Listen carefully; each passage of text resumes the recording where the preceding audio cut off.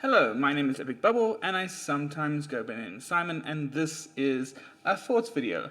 Now, if you have been on my channel before, you know I normally would cover board games, and board games are a huge passion of mine. It's one of my favorite hobbies.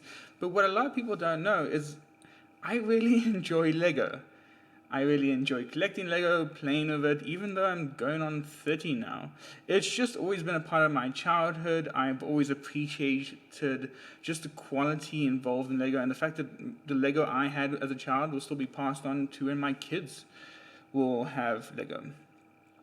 But something's been bothering me, and that's really Lego's been dropping the ball basically since 2013.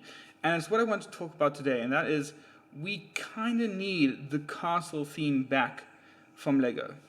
It's an evergreen set, it's an evergreen theme, and we haven't seen it in a long time, and people are starting to get worried, and I think it's kind of due for a comeback. So, for those that don't know, Castle came about in the late 1970s. I think the first set was 1979, if I'm not mistaken. And it's very much the quintessential Lego theme. It's building blocks and you're building a castle. It kind of does make sense. It just kind of fits together so nicely. And since then, we've seen numerous themes, some fantasy with trolls and goblins, others more tame, but they generally follow the same theme, which was there are knights and dragons and castles. And that was it. There's also other themes. There was, of course, the castle theme, which we just talked about now. There's also the space theme, which is another of Lego's evergreen sets. And, of course, you have the pirate theme. This is another evergreen set. This is a sidebar. There is Lego City, which kind of can be considered an evergreen set, since it was one that was produced very early on and has just continued throughout Lego's production, and it's the only of the evergreen sets still in production. But let's take a moment to appreciate this set. This is a fantastic pirate set. I absolutely love it. You can see it in the background. You have a boulder trap that's crushing an unsuspecting conquistador. You have this movable bridge that can operate. You have cannons that can be rotated to fire upon a sailing boat. And you have a parrot in the background. I just love it. There's so much volume and depth to this design. But that's not what we're talking about. We're talking about the fact that Lego kind of has a problem. You see, a lot of these evergreen sets have kind of, for some people, been replaced by license sets. The space theme with Space Police long ago has been replaced with Star Wars. You have your castle theme, which most people think has been replaced by Harry Potter. And your pirates theme, well, we don't actually know what it's been replaced by. Lego Frozen, perhaps? No. But we kind of are missing out on these evergreen sets. The problem really comes down to what themes Lego is currently doing at the moment. If we take a look at these are all the currently active themes that have sets out that Lego are making and designing for. There are 34 themes that I counted, and 16 of them are licensed themes. That's about 45% of Lego's products are licensed out. What this means then is people are not paying Lego to make Marvel superheroes. Lego is paying Disney to make Marvel superhero sets. That is a lot of your money tied up into just licensing fees, and it brings about a lot of problems. Let's take a look at those problems. Star Wars is arguably the best and biggest licensing set out there for Lego, and I love Star Wars. I've been there, done the tattoo, and I've been let down by the latest movies. But let's take a look at Poe's X-Wing Fighter. This retailed for $90, and it's a very cool model. It is your classic X-Wing model. The trouble being is there's so much limitation on what can actually be done if you are a child building it or if you are anyone playing with it. The playability is so incredibly low on these licensed sets. Again, take for example Poe's X-Wing here. The play features for it are movable X-Wing foils, which are quite cool. You can obviously fly it around your house, and you can shoot lasers from it. And that's it. That's rather limiting. And also your play then becomes limited by what you've seen in Star Wars, right? You're not going on adventures, you're not interacting with other sets, all your play is purely in this one single model. Now let's compare it with a castle set from 2013. This is 1/3 of the price, and obviously you get a lot less pieces for it, but the playability and the imagination is so much better.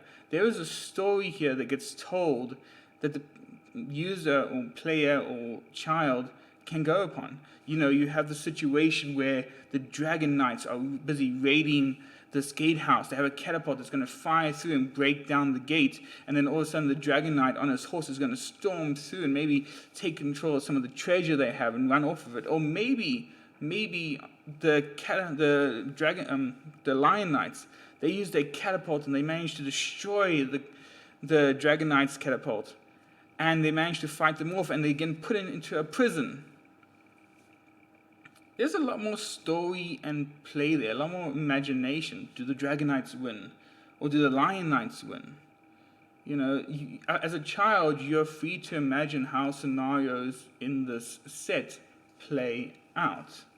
Whereas with Star Wars, the imagination is limited. The bad guys are bad, the First Order is bad, and the X-Wing will most likely shoot them, and that's it.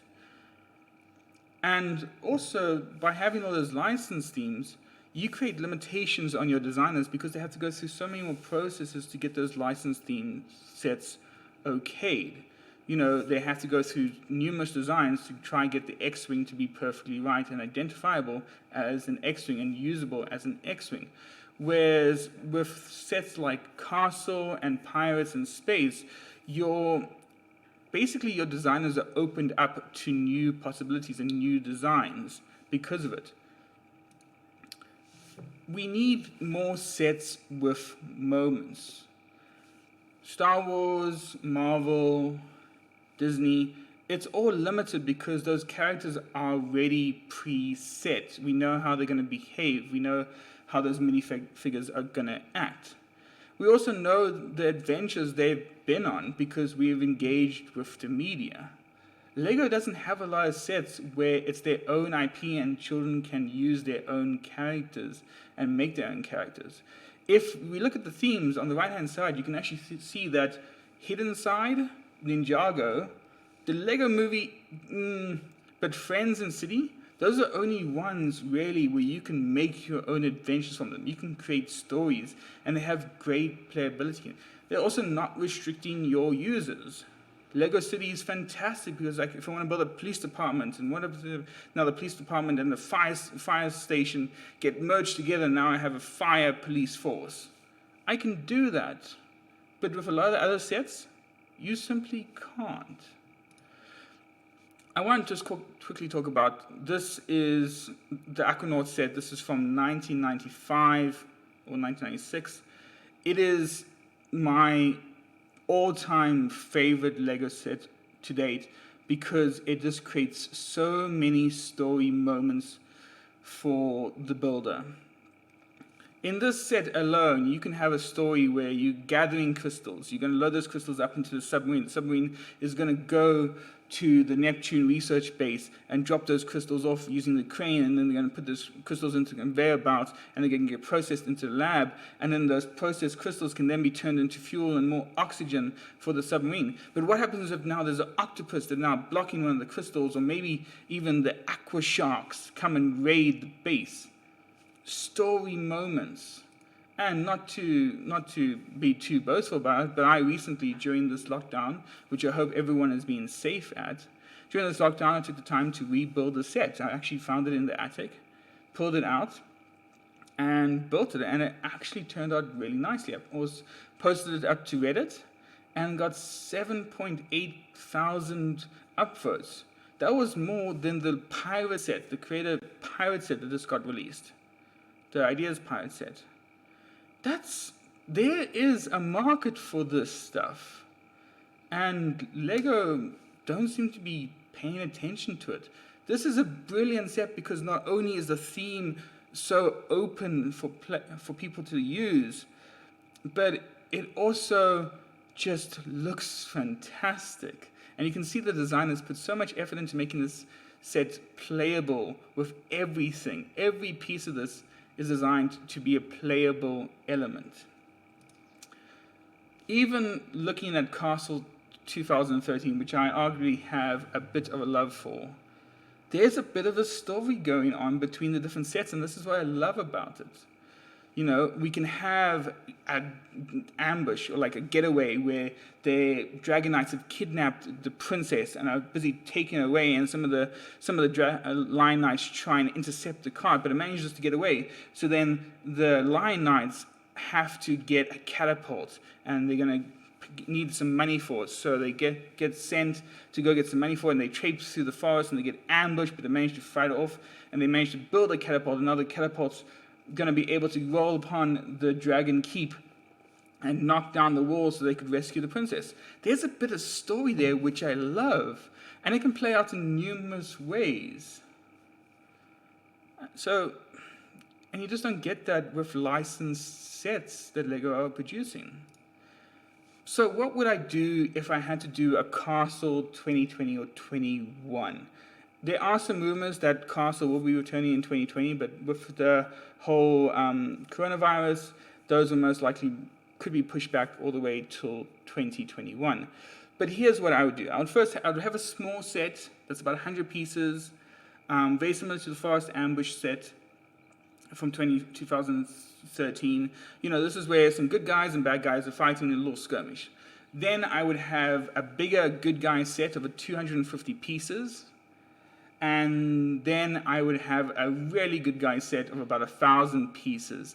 And so the story could kind of lead on to one into the other one.